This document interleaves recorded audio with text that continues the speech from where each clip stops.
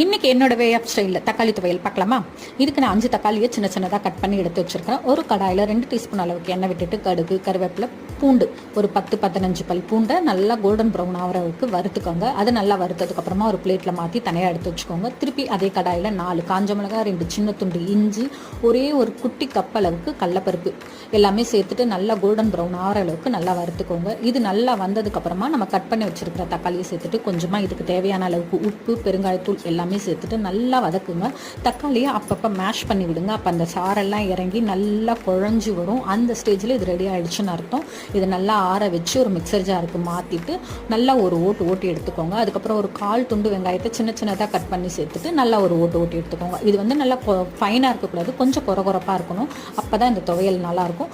ஃபைனலாக நம்ம வறுத்து வச்சுருக்க அந்த பூண்டு, கருவேப்பிலையெல்லாம் இதில் சேர்த்து மிக்ஸ் பண்ணிட்டிங்கன்னா டேஸ்டியான தக்காளி துவையல் ரெடி. ட்ரை பண்ணி பார்த்துட்டு எப்படி இருக்குன்னு கமெண்ட் பண்ணுங்கள்.